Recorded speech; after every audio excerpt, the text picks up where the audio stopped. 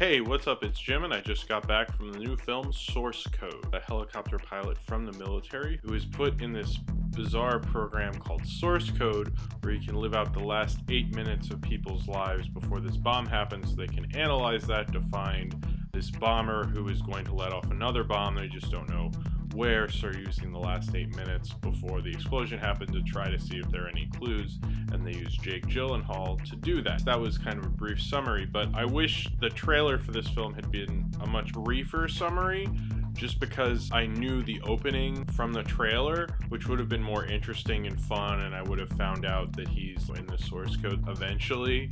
But since I already knew that through all the promotion, I think this film would probably be a lot more fun to see 10 years from now when you actually haven't seen the trailer shown to you a million times on TV and before other movies. This is a film by Duncan Jones, and his previous film was Moon. And this film's like the Hollywoodization of Duncan Jones.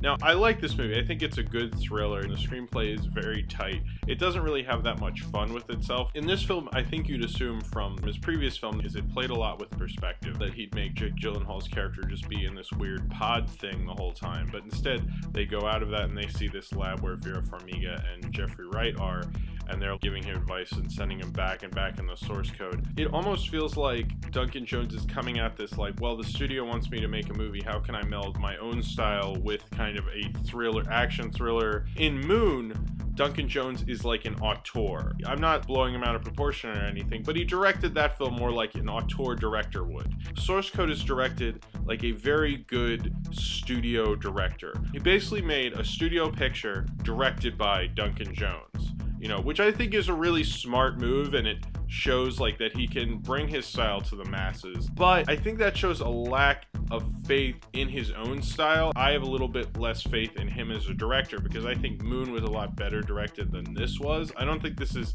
really that risky. This is like a suburban dad good movie. I think he's better as an auteur director than he is a studio director. Duncan Jones is, with this and Moon, is still one of the more interesting science fiction directors I've seen more recently. And so I guess I'm impressed with the source code for keeping with this 8-minute idea, and I think it is still kind of an interesting idea. It very briskly moves at a very nice pace, and it's very well put together. I even heard Duncan Jones bring up that you shouldn't look too deeply into it. You should have I guess a suspension of disbelief almost. That's kind of a lame excuse for a film that's trying to act like it's a little more complicated. And I think at the end of Source Code, it just ends at a typical Hollywood ending that's no one is really all that crazy about. And I think that really hurts it in the end. I see that too much with modern cinema, where you're watching the movie and the movie feels like it needs to put something extra in there just to appease me. It was like a really nicely worded paper,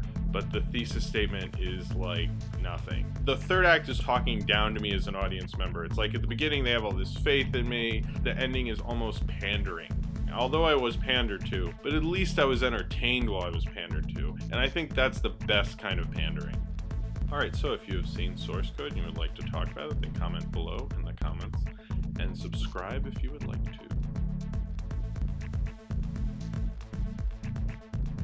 Should make this video 8 minutes. Nah,